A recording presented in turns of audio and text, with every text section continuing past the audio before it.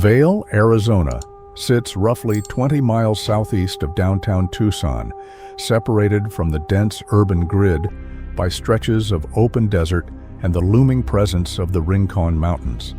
Historically a small railroad stop, by the spring of 2017, Vail had transformed into a rapidly growing unincorporated commuter town. It was a community defined by its quiet suburban sprawl, a place where new housing developments carved into the arid landscape offered families a sense of insulated security.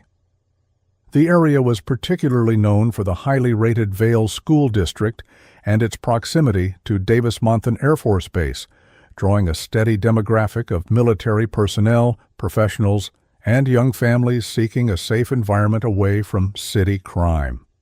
Neighborhoods featured stucco homes with tiled roofs, winding roads, and a culture of neighborly trust where parents felt completely comfortable letting their children walk to school alone. It was within this tranquil, sun-baked environment that the Lelevier family made their home on East Bookman Canyon Drive. At the center of the household was Jessica Oliver, a mother managing the complex logistics of a large and growing blended family. Her husband, 37-year-old Joshua Lelevier, stood by her side as the patriarch of the busy household. To the outside world, their domestic life appeared entirely conventional. The home was a hub of constant activity, filled with the noise and schedules of multiple children. The family structure included a stepbrother, 2 half-siblings, and another child on the way, as Jessica was 6 months pregnant. Balancing the emotional and physical needs of young children while anticipating the arrival of a newborn required a strict daily routine. In this dynamic, Joshua Lelevier played the role of the dependable partner and provider. He was an integrated figure in the family unit, entrusted with the care, guidance, and protection of the children living under his roof. Among the children in the home was 13-year-old Jayden Glomb, Jessica's daughter, and Joshua's stepdaughter. Jayden was a vibrant, energetic 7th grader, enrolled at Old Vail Middle School. Petite in stature, weighing just 88 pounds, she possessed a lively personality that filled the spaces around her. She was a typical teenager, navigating the pivotal transition from childhood to adolescence with enthusiasm and grace. Jayden loved to dance, as an activity that allowed her to express her creativity and boundless energy. She was also an active participant in her school community, running races for a local school club and spending her free time coordinating social plans with her peers. Like many girls her age, her world revolved around her friendships. She was deeply connected to her classmates and was eagerly looking forward to an upcoming sleepover with her best friend. There was absolutely no indication of despondency, depression, or distress in her life. She was a happy, well-adjusted young girl with a bright future ahead of her. The dynamic within the Lelevier household reflected the typical challenges and triumphs of a blended family. Integrating different children under one roof requires patience, adaptability, and an abundance of trust. From an external perspective, Joshua Lelevier appeared to navigate these domestic challenges without issue. There were no obvious fractures in the family facade. Records from the Arizona Department of Child Safety would later confirm that there had been no prior involvement with the family, no history of abuse reports, and no red flags raised by teachers, neighbors, or medical professionals. Joshua Lelevier was viewed simply as a father figure, an ordinary man living an ordinary life in a quiet Arizona suburb. This perception of absolute normalcy was critical to the environment in which Jayden lived. The home on East Bookman Canyon Drive was supposed to be her ultimate safe haven. As a stepfather, Joshua Lelevier held a position of unquestioned authority and trust. He had access to the most private aspects of the children's lives, all a standard expectation in any functioning family home. He was responsible for maintaining the boundaries that keep children safe, both physically and emotionally. The community of Vail inherently trusted families like the Leleviers. It was a place where people did not lock their doors out of fear of their neighbors, let alone harbor suspicions about the trusted adults living inside their own homes. As the spring of 2017 progressed, the school year at Old Vail Middle School was rapidly winding down. The weather in southern Arizona was beginning to heat up, signaling the approach of summer vacation. Inside the Lelevier home, preparations were undoubtedly underway for the arrival of the new baby. Jessica Oliver, navigating the physical demands of her third trimester, relied heavily on her husband to maintain the household's equilibrium. The older children, including Jayden, went about their daily routines of school, extracurricular activities, and family dinners. The daily rhythm of the house was dictated by the chaotic but comforting predictability of suburban life. However, beneath the surface of this mundane domesticity, a profound and silent shift was occurring. While the outward appearance of the family remained perfectly intact, the reality of Joshua Lelevier's internal life was entirely hidden from his wife, his community, and the 13-year-old girl who called him her stepfather. The protective boundaries that define the relationship between a parent and a child were intact only as an illusion. In a household crowded with children and the imminent arrival of a newborn, privacy was a premium. Bathrooms and bedrooms were the only spaces where a teenager like Jayden could retreat for solitude. The family operated on the fundamental assumption that these spaces were inviolable, respected by every member of the household, especially the adults. Joshua Lelevier used the chaotic nature of the large household as a camouflage. In a house with so many occupants, it is easy for an adult's quiet actions to go unnoticed. He projected the image of a stable, unemotional, and steady presence. This clinical detachment, which he presented as stoic responsibility, allowed him to move through the house without drawing suspicion. He was the man who cleaned the yard, drove the family vehicles, and stood as the quiet counterpart to his busy pregnant wife. No one in the quiet community of Vail could have anticipated that this ordinary suburban home was harboring a severe and escalating danger.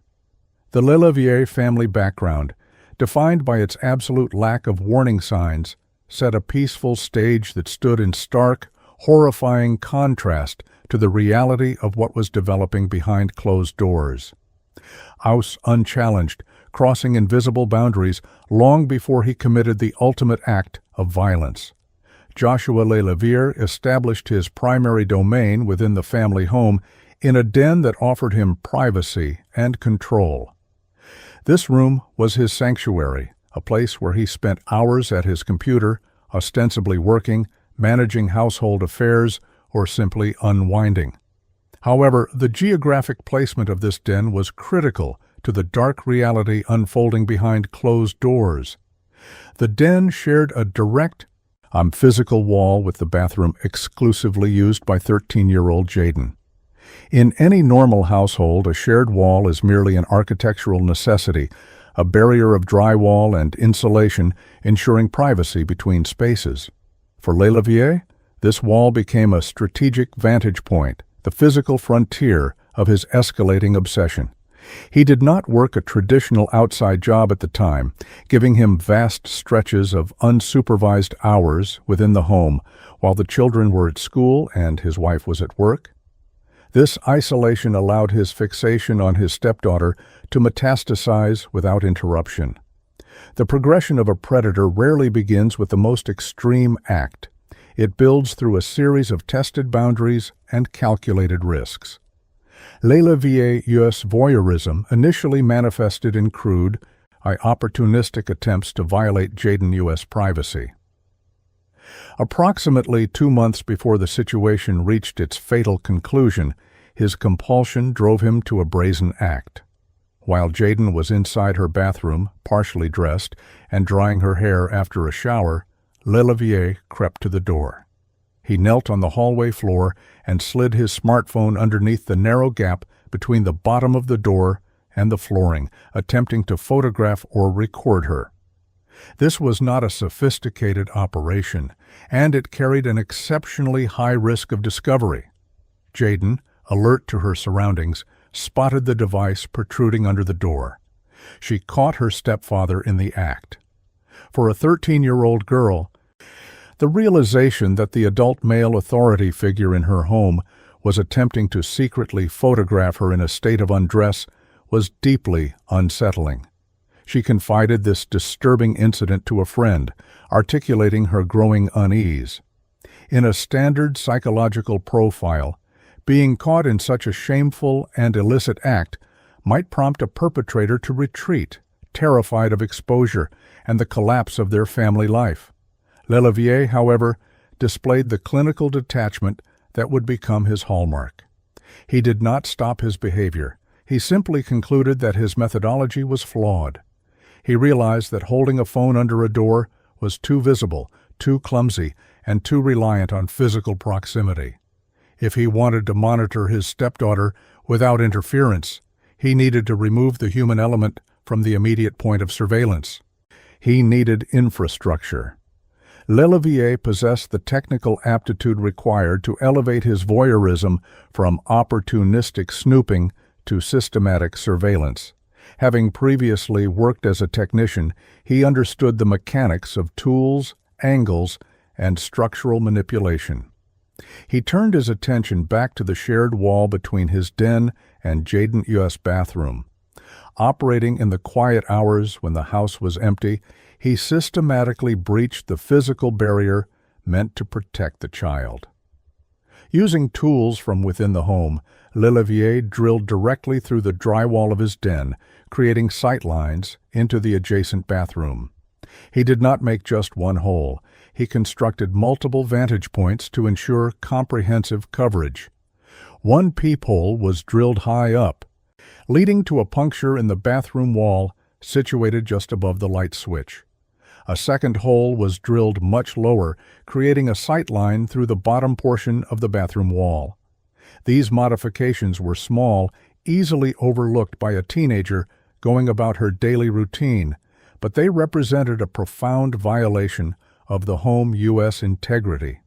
The sanctuary of the bathroom had been fundamentally compromised.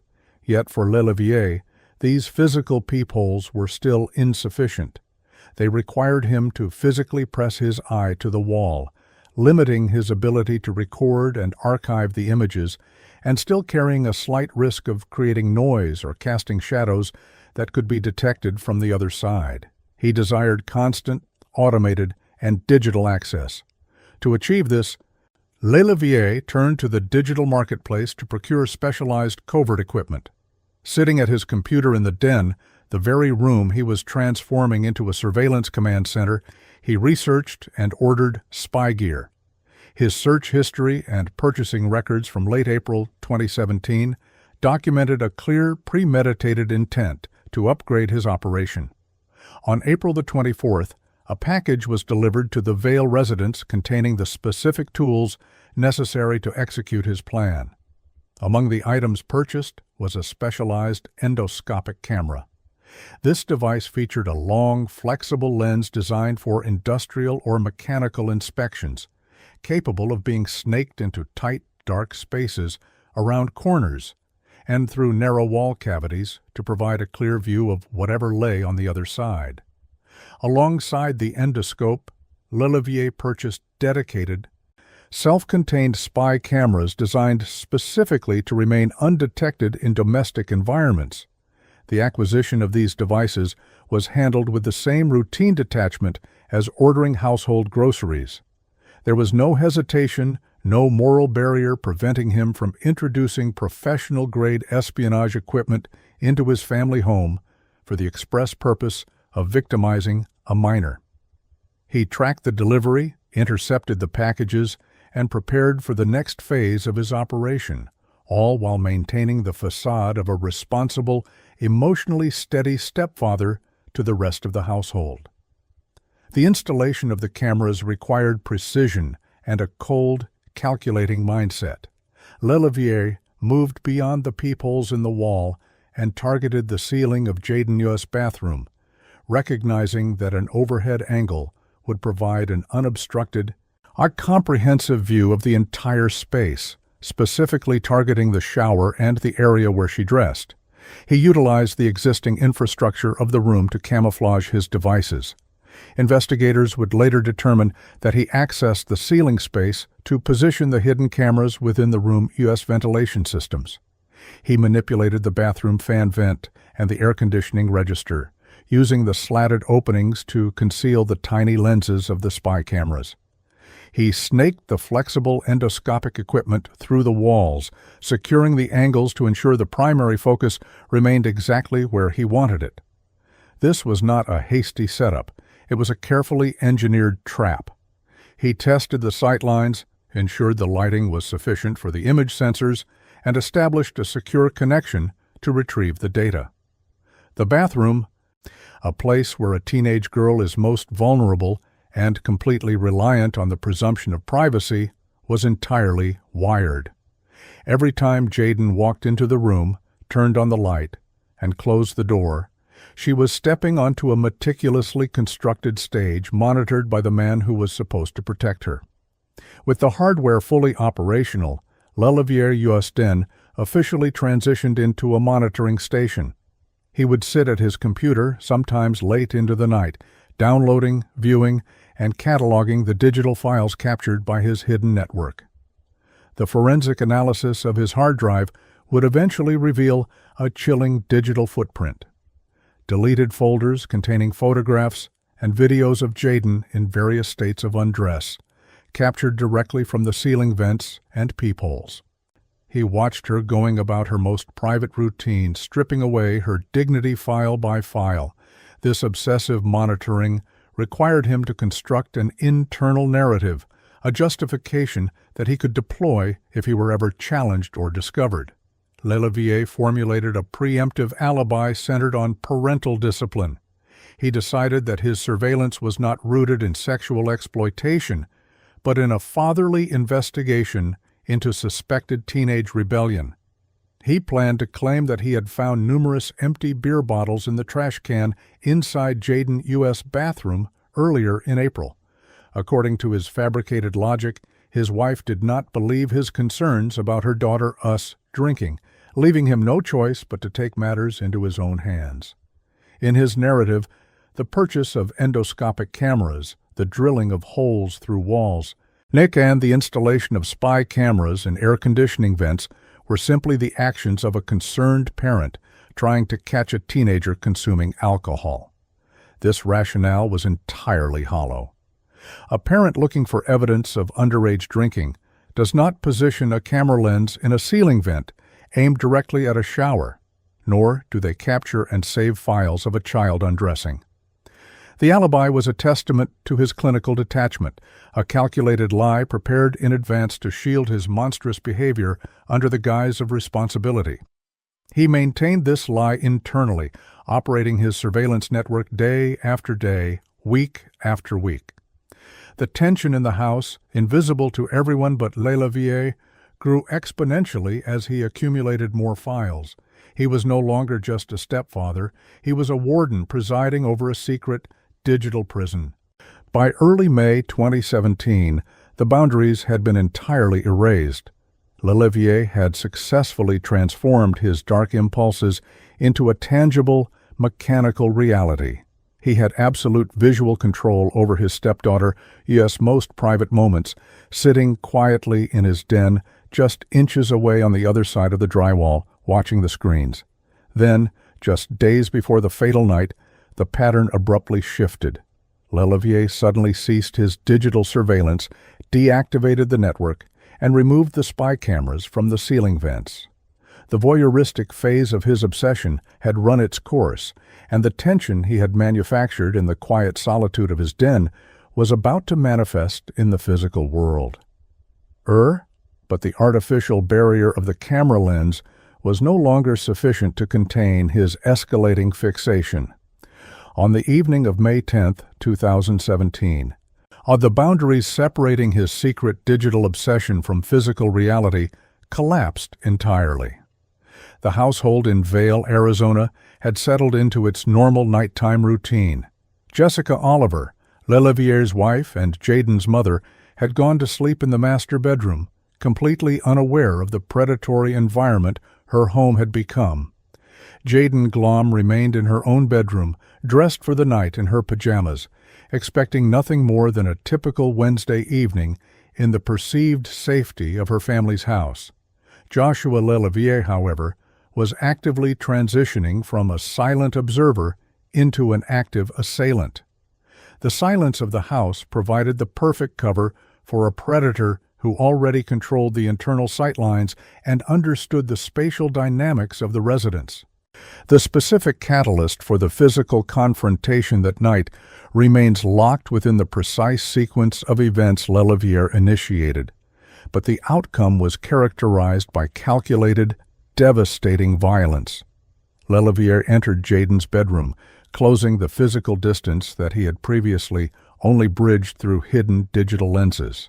The subsequent attack was not a chaotic, momentary lapse of control, but a sustained and intensely physical act of lethal force. Lelevier manually strangled his 13-year-old stepdaughter. Strangulation is an inherently intimate, brutal, and time-consuming method of murder.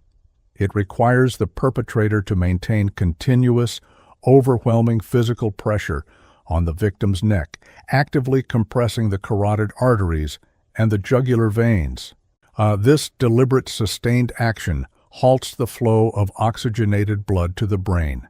During such an attack, consciousness is typically lost within 10 to 15 seconds, but biological death requires several agonizing minutes of uninterrupted, intentional force. Throughout this entire physiological process, Lelevier maintained his grip, feeling the violent struggle of the young girl he was explicitly entrusted to protect. Because the house remained entirely undisturbed and Jessica continued to sleep through the incident, the attack was executed with a terrifying efficiency that prevented Jayden from crying out for help. There was no sudden realization of horror or sudden cessation of violence on Lelevier's part. He operated with a clinical detachment, ensuring the act was completed until Jayden's body went entirely limp and her breathing stopped permanently. The profound silence that followed the murder was immediately met with a chilling pivot in Lelevier's behavior. Standing over the lifeless body of his stepdaughter in her bedroom, he did not exhibit panic, remorse, or the frantic distress typical of someone who had committed an unplanned crime. Instead, his mind shifted instantaneously to the mechanics of self-preservation and forensic concealment. The first phase of his extensive cover-up was an act of psychological misdirection. Lelevier moved directly to Jayden's computer, the very device she used for schoolwork and communicating with her peers, and began to fabricate a narrative designed to inflict further trauma on her mother while simultaneously shielding himself from any immediate suspicion. He sat in the quiet room alongside her body and drafted a fake suicide note. By typing out a fraudulent confession of profound despair masquerading as Jayden's own final thoughts, Lelevier attempted to exploit the common vulnerabilities of adolescence to explain away a violent death. This act of forgery required him to carefully consider the tone and vocabulary a 13-year-old girl might use, a grotesque creative exercise conducted within mere feet of her newly deceased remains. The note was strategically saved and left discoverable on the desktop. Intended to act as a planted piece of digital evidence that would prematurely close any future police investigation by concluding that Jayden had taken her own life. With the false psychological narrative established on the hard drive, Lelevier turned to the immediate physical problem confronting him. He needed to remove Jayden's body from the house before sunrise, before Jessica awoke and discovered the horrifying reality lying in the adjacent room. To facilitate the transport, Lelevier made the deeply cynical decision to use his wife's own vehicle. The sheer audacity of using a mother's car to dispose of her murdered daughter underscored the complete absence of empathy in his methodology. Moving a deceased human body requires considerable physical exertion and balance. Lelevier had to lift Jayden's dead weight. or maneuver her through the quiet hallways of the Vail residence and open the exterior doors without making any noise that might rouse his sleeping wife. He carried her outside into the cool May night air, opened the rear cargo area of Jessica's vehicle, and carefully placed the teenager inside. During this clandestine transfer, physical evidence was inevitably generated. Although manual strangulation is generally considered a bloodless crime compared to blunt force trauma or sharp force injuries, the physical reality of the intense struggle or post-mortem physiological changes resulted in a small amount of blood being deposited directly into the cargo area of the vehicle. This transfer of biological material became a silent, permanent witness to the crime, binding the family vehicle to the murder in a way Lelevier failed to anticipate or adequately clean in the dark. The engine of the vehicle started, and Lelevier drove away from the family home, navigating the unlit residential streets of Vail. He did not travel a great distance, seeking the convenience of speed over a deeply hidden remote location. The chosen disposal site was a desolate desert area located less than 2 miles away from the residence. The proximity of the dumping ground indicated a rapid, highly functional decision rather than a meticulously scouted grave site. He pulled the vehicle off the paved roadway and navigated into the rough, unforgiving terrain of the Arizona desert, stopping near an area that, unbeknownst to him in the dark, was adjacent to active daytime construction. Stepping out into the isolation of the desert night, Lelevier opened the cargo door and extracted his stepdaughter's body. He dragged and carried her a short distance away from the vehicle, depositing her pajama-clad remains directly onto the dirt and scrub brush. He made absolutely no effort to bury her, nor did he make any attempt to afford her any final dignity or concealment. She was simply discarded on the surface of the earth, left completely exposed to the harsh desert environment, local wildlife, and the eventual blistering heat of the impending morning sun. As Lelevier moved forcefully through the arid landscape to position the body, the fine desert dirt transferred heavily onto his clothing and shoes, gathering microscopic physical evidence that would later firmly anchor his physical presence to that exact geographic location. Lelevier returned to the vehicle and drove the short distance back to the house, his mind already shifting to the next required phase of his deception. He parked the car in the driveway, attempting to place it in the exact orientation it had been in prior to the excursion, a futile attempt to reset the physical scene to its original, undisturbed state. Once back inside the dark house, the final stages of his extensive digital and physical cover-up commenced. He was acutely aware of his digital footprint, specifically the vast archive of voyeuristic material he had amassed through the hidden spy cameras. Anticipating that law enforcement would inevitably seize all the family's electronic devices in the wake of a reported disappearance, he initiated a rapid, desperate purge. He sat at his own computer and systematically deleted the hidden files, attempting to aggressively scrub the hard drives of the thousands of illicit images and videos that provided the irrefutable, sinister motive for the escalation of his crimes. He operated under the false assumption that by emptying the digital trash and wiping the directories, he was permanently erasing the psychological foundation of his guilt, entirely uneducated about the advanced forensic data recovery techniques that would later resurrect his deleted atrocities for a jury to witness. Despite the planted suicide note, the physical removal of the body, and the deletion of the voyeuristic digital files, Lelevier recognized that the sudden, entirely unexplained disappearance of a 13-year-old girl in the middle of the night would immediately draw intense, focused police scrutiny. He needed a powerful distraction, a chaotic alternative focal point that would consume initial law enforcement resources and explicitly cast him as an injured victim rather than the primary suspect. His solution was to stage an elaborate, violent theatrical performance in his own backyard.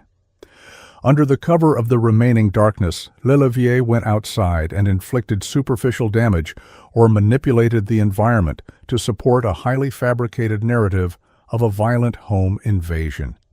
He meticulously prepared a story about a mysterious, unidentified figure who had allegedly ambushed and assaulted him in the dark shadows of the property. By claiming to have been violently attacked by a phantom assailant, he intended to strongly suggest to investigators that this same shadowy intruder was responsible for whatever tragic fate had befallen Jayden.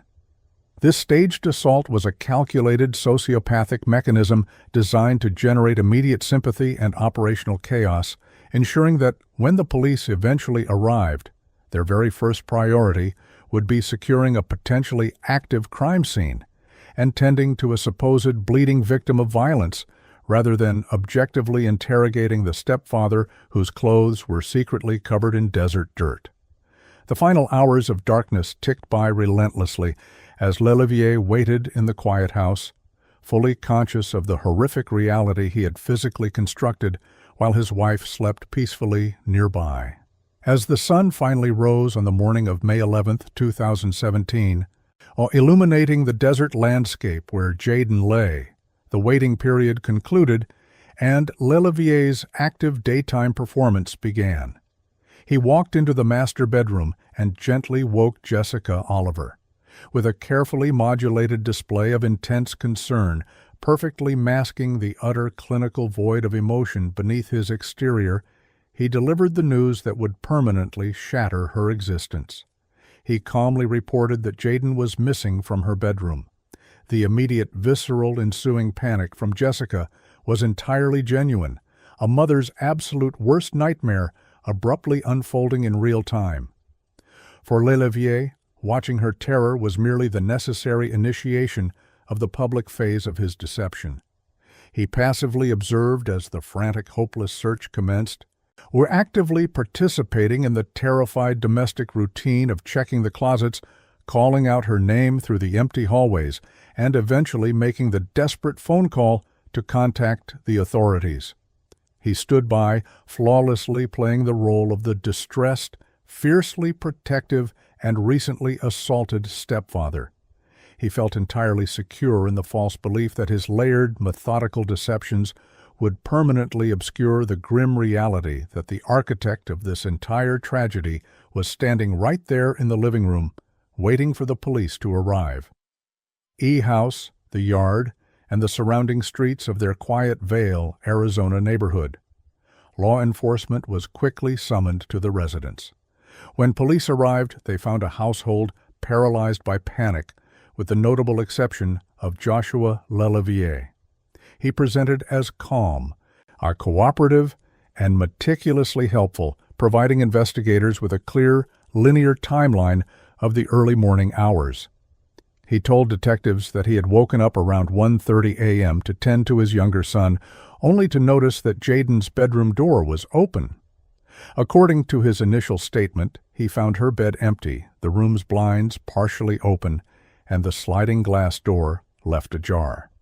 He claimed to have immediately conducted his own independent search, driving his vehicle through the dark neighborhood streets to look for the missing 13-year-old before finally returning home to wake his wife. As investigators began standard protocols for a missing juvenile, Lelevier subtly directed their attention toward Jayden's digital footprint. He planted the seed that the teenager might have been experiencing hidden emotional turmoil. When authorities later examined Jayden's computer, they found a document that appeared to confirm this manufactured narrative. The file, dramatically titled "Everyone is Against Me All the Time," was signed simply with the name Jayden. It read as a textbook suicide note, expressing profound despondency. In conjunction with the note, internet search histories on the device showed recent queries regarding suicide methods, blood loss, and drug overdoses. To a casual observer, the digital evidence painted a tragic picture of a troubled young girl who had voluntarily walked off into the night to end her own life. For Lelevier, this was the intended centerpiece of his deception, a carefully drafted script meant to immediately classify the case as a tragic suicide or a runaway situation, thereby closing the door on any suspicion of foul play. However, the reality of Jayden's fate was already waiting to be uncovered, lying in the harsh, sun-baked landscape just beyond the edge of their suburban community. Less than 2 miles away from the family home, near a new housing development under construction off East Marianne Cleveland Way, the desert brush concealed the brutal truth.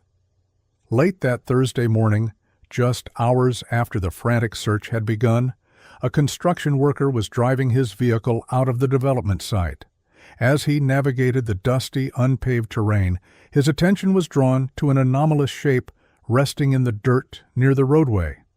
Stopping to investigate, the worker made a horrific discovery. Lying abandoned in the scrub brush was the body of a young female. She was small, weighing only 88 pounds, and was dressed solely in her pajamas. The worker immediately dialed 911, prompting a massive shift in the law enforcement response.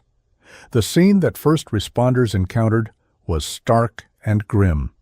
The victim was quickly identified as 13-year-old Jayden Glomb. Any preliminary theories regarding a voluntary runaway or a lonely suicide were instantly obliterated by the physical condition of her remains. She had not wandered into the desert and succumbed to the elements, nor had she taken her own life. She had been dumped. Investigators noted a distinct ligature mark wrapping around her throat, a clear indicator of violent strangulation. There was also blood present around her nose and mouth. The fact that she was still wearing her sleepwear indicated she had been taken directly from the supposed safety of her home environment. The crime scene investigators immediately began processing the arid patch of dirt, photographing the tire tracks that led right up to the spot where her body had been discarded like refuse. Back in the family's neighborhood, the devastating news had to be delivered. The notification fundamentally destroyed Jessica's world. The mother's desperate hope was replaced by a crushing, incomprehensible reality. Yet, in the immediate aftermath of the discovery, Lelevier's behavior remained deeply unsettling to those trained to observe human reactions under extreme stress. He did not break down. He did not exhibit the raw, visceral agony typical of a grieving parent. Instead, he maintained a chilling, clinical detachment. At one point during the day, he even took his young son to a local store, not treating the afternoon as though it were a mundane errand run. It was during this trip that he claimed his wife called him frantically after seeing social media reports that a body had been found near their subdivision. Lelevier did not rush back in a state of terror. He later told authorities that he encountered a police blockade on his route home, but simply decided not to stop and ask questions, calmly opting to bypass the area because he had his young son in the vehicle. This profound lack of emotion persisted in the following days. During a memorial gathering held for Jayden a week after her body was found, Lelevier approached Jayden's biological father. In a move that prosecutors would later describe as bone-chilling and calculatingly cold, Lelevier extended his hand, looked the grieving father in the eye, and offered his flat condolences. He was playing the role of the supportive stepfather, perfectly detached from the nightmare he had single-handedly orchestrated. But behind the scenes, the facade was already beginning to show hairline fractures. The physical evidence simply refused to align with Lelevier's carefully constructed narrative. Detectives interviewing Jessica learned a seemingly minor but highly suspicious detail about the early morning hours of the disappearance. When Lelevier had finally woken her up to announce that Jayden was missing, he was wearing a heavy sweatshirt. Jessica found this odd, as the Arizona night was not particularly cold. More damningly, she noted that the sweatshirt was covered in dirt and plant matter, as if he had recently been crawling through the desert brush. When police later collected the garment, the vegetative debris was still clinging to the fabric. Furthermore, digital forensics experts analyzing Jayden's computer discovered a fatal flaw in the suicide note deception. The metadata revealed that the despondent letter, as well as the dark internet searches, had been created and subsequently deleted at a time when Jayden was known to be at school and Lelevier was the only adult present in the home. The note had been permanently deleted from the hard drive approximately 45 minutes after Lelevier claimed to have discovered the teenager missing, firmly placing him at the keyboard during the active cover-up. Sensing the subtle shifts in the investigation, and perhaps realizing that law enforcement was no longer viewing him merely as a tragic witness, Lelevier recognized the need to escalate his deceptions. He needed to introduce a secondary threat, a phantom menace that would explain both Jayden's murder and deflect the mounting suspicion away from himself. 10 days after the discovery of the body, Lelevier contacted the Pima County Sheriff's Department with a dramatic new development. He reported that he had just been the victim of a vicious, unprovoked assault in his own backyard in the middle of the night. According to his statement, he had gone outside into the darkness to write a letter to his deceased stepdaughter, seeking a quiet moment of reflection. While standing in the yard, he claimed an unidentified shadow figure had suddenly emerged from the darkness. Lelevier described an arm wrapping violently around his neck, choking him with an unknown ligature until he lost consciousness. He told the responding deputies that he eventually woke up alone on the ground, having survived the attempt on his life. To corroborate his story, he displayed a linear red mark on the side of his neck and pointed out a fresh tear in his clothing. He presented this event as definitive proof that a homicidal predator was actively stalking their family and that this same unknown phantom was undoubtedly responsible for taking Jayden. However, investigators were immediately skeptical. The staged attack was clumsy and poorly executed. Paramedics and deputies evaluating Lelevier noted that his physical injuries were entirely superficial and fundamentally inconsistent with an actual strangulation assault that results in a loss of consciousness. There were no petechial hemorrhages, no defensive wounds, and the mark on his neck appeared self-inflicted. The final blow to his story came from inside his own house. On the night of the alleged attack, a close family friend was sleeping on the couch in the living room, which provided direct access to the backyard. The friend, a self-described light sleeper, told detectives that she never heard Lelevier open the door to go outside. She only heard the sounds of him moving around inside the house before suddenly claiming he had been attacked. Undeterred by the failure of the phantom assailant narrative, Lelevier attempted another piece of misdirection shortly thereafter. He called detectives to report that he had miraculously found a spare key to Jessica's Chevy Traverse while cleaning up cigarette butts in the front yard. He claimed the key was heavily concealed in the dirt, suggesting the mysterious killer had used the family SUV to transport Jayden and then hidden the evidence. Detectives who responded to the scene noted that the key was buried so meticulously that they had to get down on their hands and knees just to see it, an unlikely discovery for someone casually picking up trash. Lelevier's frantic attempts to generate alternative suspects were having the opposite effect. Every staged event, every planted piece of evidence, and every fabricated document served only to tighten the investigative focus directly onto him. His clinical detachment, initially perceived as extreme shock, was now recognized as the hollow void of a psychopath attempting to outsmart the authorities. By forcing the police to chase shadows, Lelevier had inadvertently provided them with a map of his own guilt, transforming a missing person case into a methodical hunt for a killer who was sleeping under the victim's own roof. Lelevier's frantic attempts to generate alternative suspects were having the opposite effect. Every staged event, every planted piece of evidence only intensified the focus of the Tucson Police Department on his own actions. The investigation rapidly shifted from a standard missing persons inquiry into a comprehensive forensic and digital reconstruction of the night Jayden Glomb died. Detectives knew that physical and electronic trace evidence could not be manipulated by a changing narrative. The process of dismantling Joshua Lelevier's alibi began with the terrain where the victim was discovered. Crime scene investigators methodically documented the desert area along Marianne Cleveland Way.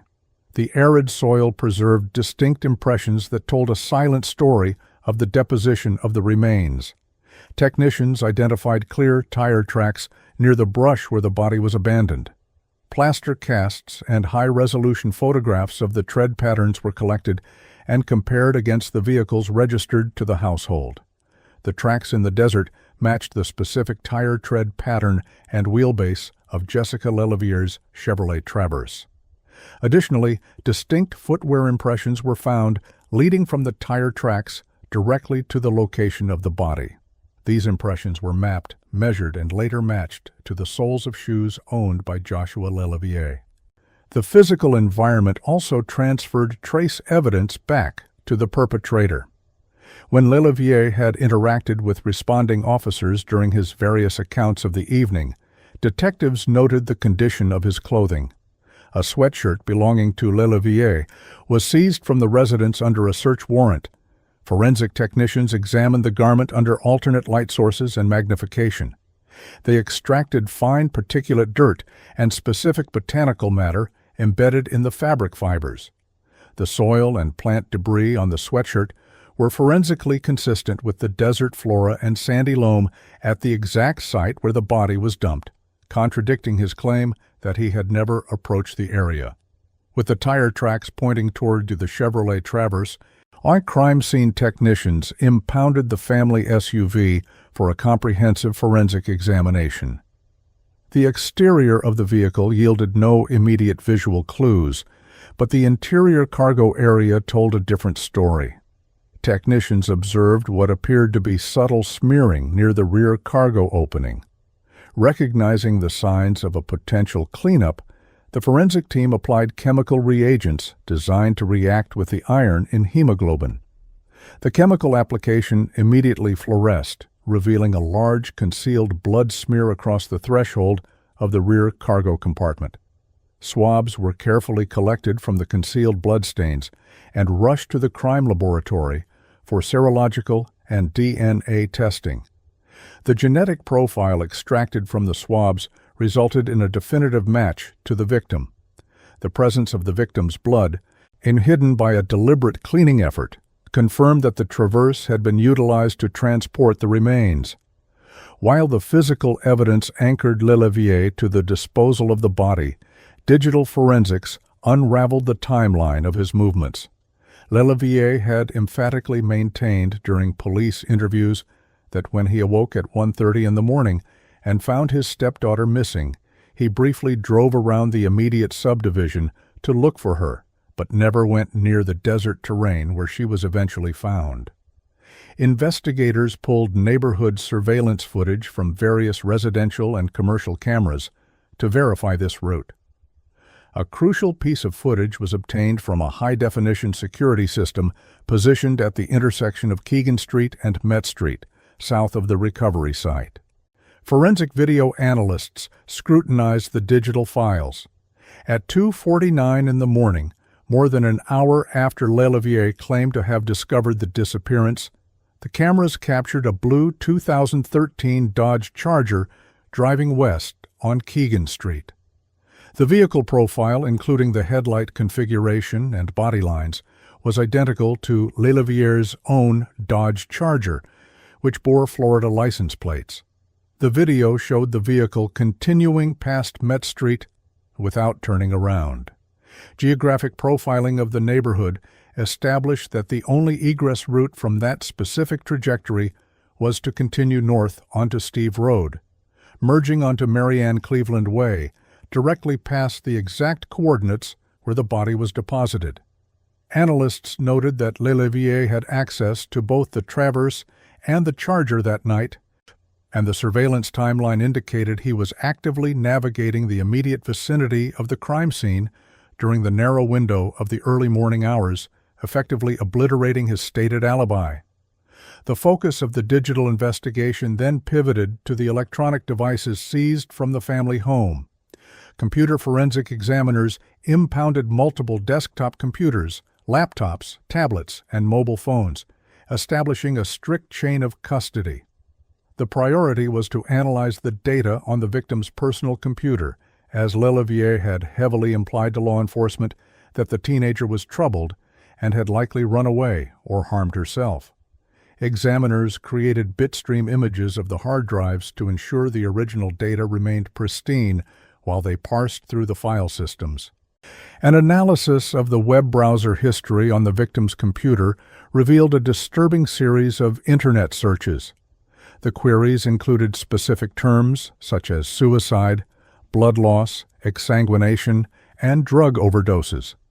However, the digital metadata attached to these searches exposed a fatal flaw in the staging effort. By extracting the exact timestamps of the browser cache and cross-referencing them with school attendance records, investigators determined that these macabre searches were executed during the middle of the day. During these specific hours, the victim was documented as being present in her middle school classrooms. The only adult present in the home during those daytime hours was Joshua Lelevier. The most damning piece of digital staging was discovered deep within the unallocated space of the victim's hard drive. Examiners ran data carving software designed to recover deleted files and fragmented data clusters. They successfully reconstructed a deleted text document originally titled with a phrase indicating that everyone was against the author all the time. The document was formatted to read as a suicide note and was signed at the bottom with the victim's name. The file system metadata provided a precise chronological history of the document's creation, modification, and deletion. The forensic timeline revealed that the fake suicide note was not only drafted during a time frame when the victim was absent from the home, but the document was actively accessed and permanently deleted from the hard drive approximately 45 minutes after Lelevier claimed he woke up to find her missing. The digital footprint proved that Lelevier had authored the note to plant a false narrative of self-harm, only to abandon the strategy and delete the file in the early morning hours when he opted to stage the random abduction scenario instead. As the forensic evaluation of the computer equipment continued, the investigation uncovered a deeply sinister motive hidden within the architecture of the home itself. On June 16th, detectives executed a secondary search warrant at the residence, specifically targeting the structural walls based on irregularities noted during the initial walkthrough. The master den, which served as Lelevier's primary workspace where his computer was stationed, shared a common drywall partition with the victim's hallway bathroom. Crime scene technicians meticulously dismantled sections of the wall and discovered two precision-drilled peepholes, completely penetrating the drywall. One hole was bored from the den directly into the bathroom at the height of the light switch. A second, lower hole was drilled near the bottom portion of the wall, providing a direct line of sight into the private space. The discovery of the physical peepholes prompted an immediate escalation in the search for surveillance hardware. Technicians located and seized a flexible endoscopic camera, a specialized miniature spy camera, and multiple concealed thumb drives hidden among Lelevier's personal belongings. The digital media forensic unit then focused entirely on Lelevier's personal computer and the encrypted storage devices. Using advanced forensic extraction tools, analysts bypassed the passwords and began cataloging the media files. They discovered a hidden cache of illicit imagery that confirmed the extent of the voyeurism. The extraction yielded numerous deleted photographs and video files depicting the young victim in various states of undress while using the bathroom. File signature analysis and creation dates proved these media files had been captured in the weeks leading up to the murder. The digital analysts noted the specific format of the recovered images, Many of the still photographs were not taken natively, but were actually digital screenshots captured from continuous video feeds. This indicated that the camera systems were set up to record over long durations, and the user had later reviewed the footage, paused at specific frames, and executed a screen capture command to save individual images. The metadata confirmed these files were routed directly to Lelevier's hardware. The forensic recovery of these hidden voyeuristic files provided the missing contextual link.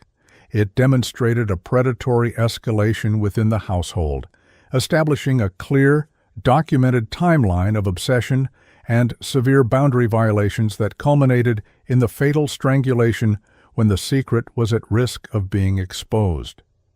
Every layer of the forensic and digital investigation worked in tandem to close the trap around the suspect.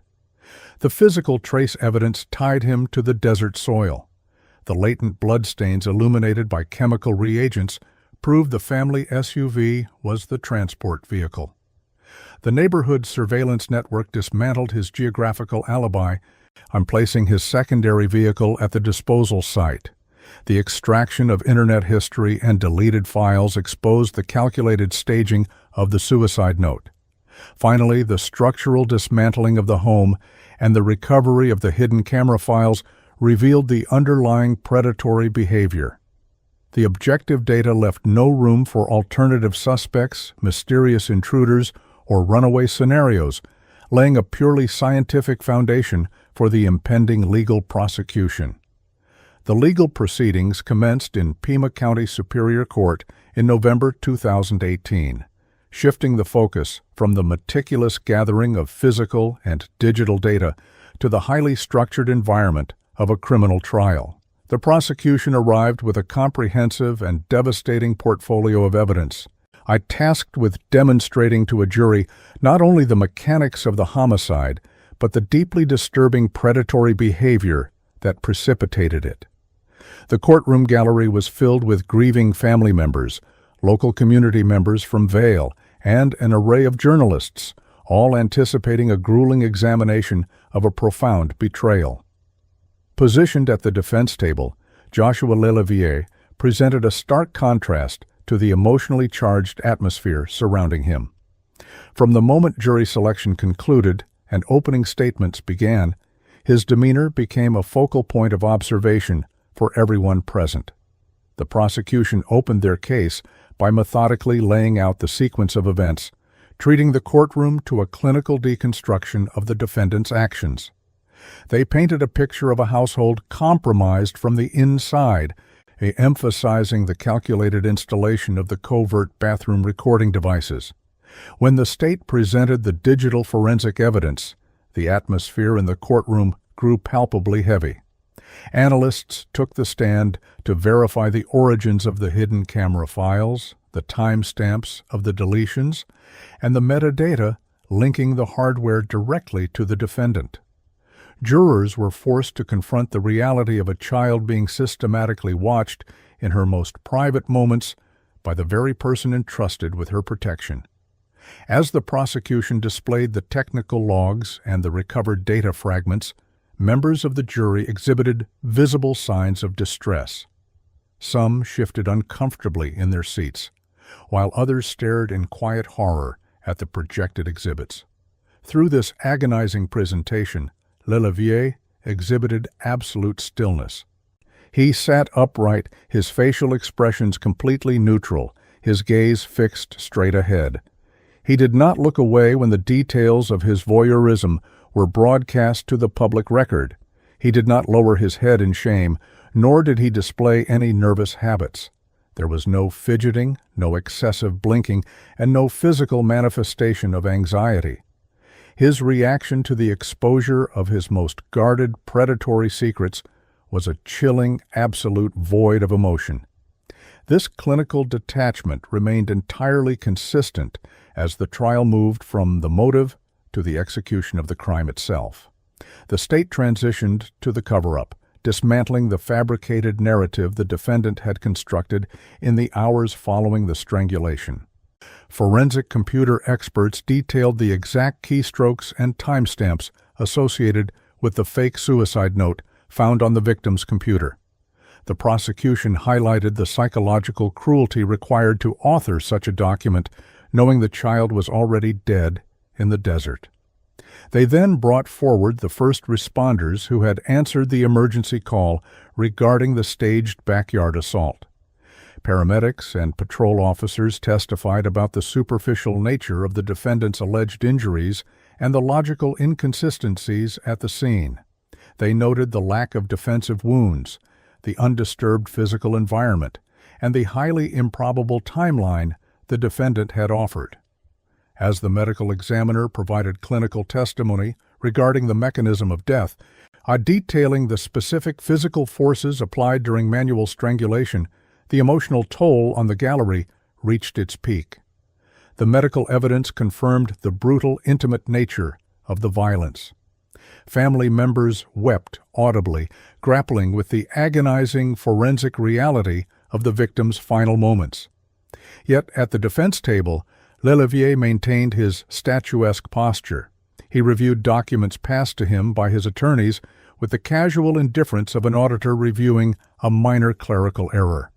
The juxtaposition between the catastrophic grief in the gallery and the defendant's blank, unreadable stare created an unsettling dynamic that permeated the entire proceeding. The most harrowing phase of the trial occurred when Jessica Oliver was called to testify. Taking the stand just feet away from the man she had married, she was subjected to a rigorous examination of their household dynamics the morning she discovered her daughter missing and the subsequent unraveling of her life. Her testimony was fragmented by profound grief. She recounted the terror of the search, the absolute trust she had placed in her husband, and the unfathomable betrayal of learning he was the perpetrator. She was forced to articulate the destruction of her family, while the architect of that destruction sat directly in her line of sight. Throughout her agonizing time on the witness stand, Lelevier offered no reaction. He did not attempt to make eye contact with his wife, nor did he look away in remorse. He simply stared forward, his face a completely blank slate, utterly impervious to the emotional devastation radiating from the witness box. While faced with a mountain of overlapping forensic, digital, and circumstantial evidence, the defense strategy was severely constrained. The physical trace evidence linking the defendant to the desert disposal site, combined with the latent bloodstains in the family vehicle and the neighborhood surveillance footage, left little room for alternative theories.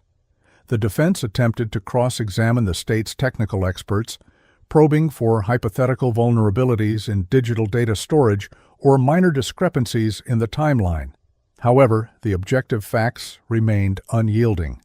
The physical and digital footprints left behind during the commission of the crime and the subsequent cover-up formed a closed, inescapable loop of guilt. During closing arguments, the prosecution summarized the totality of the evidence, leaning heavily into the calculated predatory nature of the defendant. They reminded the jury of the hidden cameras, the staged crime scenes, the forged suicide note, and the disposal of the victim's body like refuse in the desert. Crucially, the prosecution pointed to the defendant's demeanor in the courtroom as the final silent piece of evidence regarding his character. They argued that the absolute lack of remorse, the failure to shed a single tear, and the mechanical indifference displayed throughout the multi-week trial were the hallmarks of a highly dangerous, remorseless individual who possessed complete control over his actions. The defense delivered their final statements, attempting to introduce reasonable doubt, but the sheer volume of corroborating evidence made the task virtually impossible. The jury received their instructions and retired to deliberate. The waiting period in the courthouse hallways was tense, but the rapidity with which the jury reached a consensus indicated a complete lack of ambiguity in their minds. When the court was called back into session, the atmosphere was dense with anticipation. The foreperson stood and handed the verdict forms to the bailiff. As the judge read the verdicts aloud into the quiet courtroom, the absolute finality of the legal process took hold. On the charge of first-degree murder, the jury found Joshua Lelevier guilty. On the charge of abandonment of a dead body, guilty. On the charge of sexual exploitation of a minor, guilty. On the charge of voyeurism, guilty. Even as the word guilty echoed repeatedly through the chamber, and sealing his fate to die inside a maximum security prison, Lelevier's physical reaction remained non-existent. He did not slump in his chair. He did not sigh, and his expression did not alter by a single fraction. He absorbed the reality of his total conviction with the exact same vacant clinical stare he had maintained since the first day of jury selection. The complete absence of human reaction in the face of absolute ruin served as a final, terrifying confirmation of the psychological profile the prosecution had presented. The sentencing phase followed, providing a structured venue for the victim's family to address the court directly. Victim impact statements were read into the record, detailing the permanent gaping void left by the loss of a 13-year-old girl. Family members articulated the sleepless nights, on the shattered trust, and the enduring psychological trauma inflicted by the defendant's betrayal. They spoke of a bright future violently extinguished by a predator hiding behind the mask of a supportive stepfather. Through these raw, unfiltered expressions of pain, Lelevier continued to stare straight ahead, entirely detached from the wreckage he had caused. Before handing down the sentence, the presiding judge addressed the court, offering a stark assessment of the crimes. The judge articulated the profound depravity of the defendant's actions, noting that the physical murder was preceded by a systematic psychological violation of the child's most fundamental right to safety in her own home. The judge specifically highlighted the calculated cruelty of the fabricated suicide note, a desperate attempt by the defendant to leverage the victim's memory to save himself. Furthermore, the judge entered onto the record the observation of the defendant's demeanor throughout the judicial process, citing the absolute zero emotion, the lack of any discernible remorse, and the chilling coldness as factors that underscored the extreme danger the defendant posed to society. The mathematics of the final sentence were designed to ensure absolute incapacitation.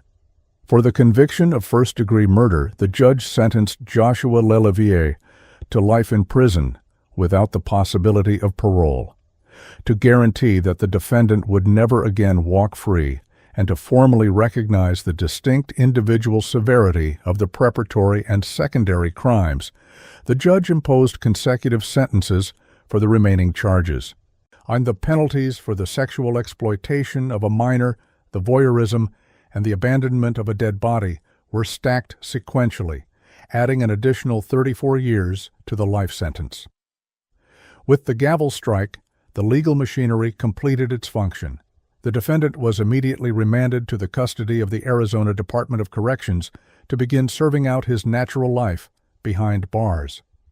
The courtroom slowly emptied, leaving behind a comprehensive, permanent public record of a meticulous investigation, a flawless prosecution, and the unyielding application of justice against a man whose absolute lack of emotion was eclipsed only by the magnitude of his crimes. The heavy wooden doors of the Pima County courtroom remained closed as the reality of the immense penalty settled over the gallery.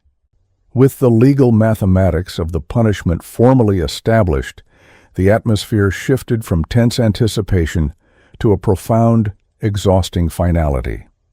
The pronouncement of permanent incarceration drew audible reactions from the family members and supporters of the 13-year-old victim gathered in the pews.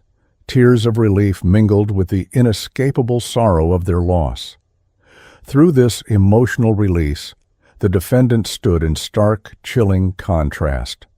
As he processed the certainty that he would draw his final breath within the confines of a state penitentiary, his facial expression remained utterly vacant. There were no tears, no outbursts of anger, and no signs of sudden realization. The clinical detachment that had characterized his demeanor throughout the grueling trial persisted even as his future was entirely stripped away. Legal professionals and courtroom observers noted the unsettling nature of this blank response. Criminal sentencings frequently elicit varied psychological reactions from defendants facing absolute confinement, ranging from desperate apologies to visible breakdowns. Yet the void of human emotion presented by the convicted man served only to validate the severity of the punishment. The presiding authority highlighted this absence of remorse before concluding the proceedings, cementing the historical record of a predator who manipulated the foundational trust of a family unit and felt absolutely nothing upon being held accountable. This emotional vacuum demonstrated a calculated, self-preserving psychology that had operated unchecked within a suburban home. For the mother of the victim, the conclusion of the judicial process offered a legally definitive answer, but left a devastating emotional landscape. The betrayal she endured operated on multiple catastrophic levels. The individual responsible for the protection and nurturing of her household had systematically transformed it into a staging ground for voyeurism and violence. Navigating the aftermath required confronting not only the sudden, violent death of her daughter, but also the profound psychological trauma of knowing the perpetrator was the partner she had trusted. The support systems mobilized around the surviving family members focused heavily on processing this complex, compounded grief. Biological relatives and extended family faced the immense challenge of rebuilding their lives while enduring the permanent absence of a vibrant, outgoing teenager. The broader community of Vail, Arizona, experienced a collective loss of innocence in the wake of the resolution. Suburban neighborhoods are often perceived as sanctuaries, insulated from the random violence associated with dense urban centers. The conclusion of this trial shattered that illusion, forcing residents to acknowledge that profound danger can reside behind the closed doors of an ostensibly typical family home. Community meetings and local discussions shifted from initial shock to a focused determination to honor the young life taken too soon. Vigils and memorial events held in the aftermath transitioned into lasting tributes. A community that had mobilized to search the desert scrubland during the initial disappearance now channeled its energy into preserving the memory of the victim. This collective grief catalyzed vital conversations among parents, educators, and local authorities regarding child safety. The specific preparatory crimes revealed during the trial, particularly the installation of hidden recording devices within private spaces, prompted heightened awareness concerning privacy and the potential for domestic exploitation.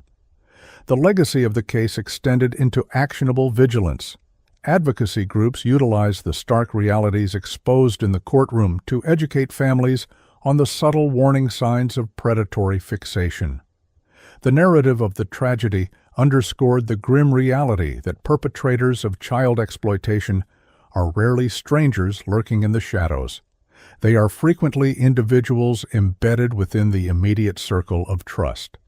As the gallery emptied and the legal teams packed away their meticulously organized files, the defendant was remanded to the custody of the Arizona Department of Corrections.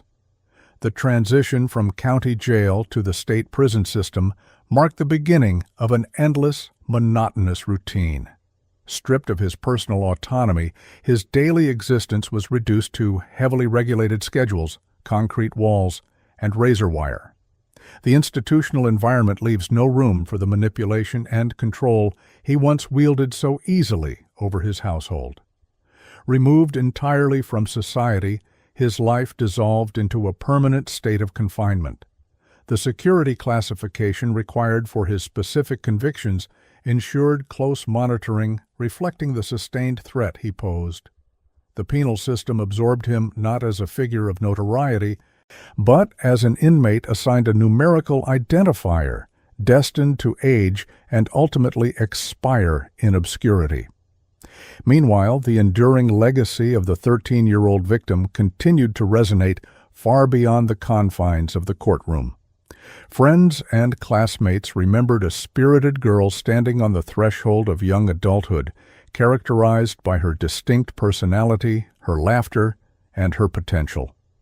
The tragic abbreviation of her life left an unfillable void in the hallways of her middle school and within the dynamics of her peer group. Educators who had interacted with her found themselves navigating the difficult task of guiding adolescent students through the grieving process. These efforts reinforced the importance of psychological support systems within the educational framework, ensuring that the young people affected by the loss had safe avenues to express their sorrow and confusion. The finality of the legal outcome provided a necessary foundation for the healing process to commence. While no judicial decree can adequately compensate for the loss of a child, the permanent removal of the perpetrator from society offered a measure of closure. It guaranteed that he could never again victimize an innocent, nor could he orchestrate another elaborate deception to shield his darkest impulses. The exhaustive investigative work, the forensic analysis, and the unwavering dedication of the prosecuting attorneys culminated in a protective barrier around the community. In the years following the gavel's final strike, the focus deliberately shifted away from the man who caused the destruction. True justice in the aftermath of such severe domestic betrayal involves relegating the perpetrator to the shadows while elevating the memory of the one who was lost. The narrative of the Vail community became one of resilience and protective solidarity. The young girl at the center of the tragedy is remembered not merely by the horrific circumstances of her final hours, but by the light she brought into the world during her 13 years. Her legacy endures in the heightened protective instincts of the community, the ongoing advocacy for vulnerable youth, and the steadfast commitment to ensuring that her memory outshines the darkness of the crime.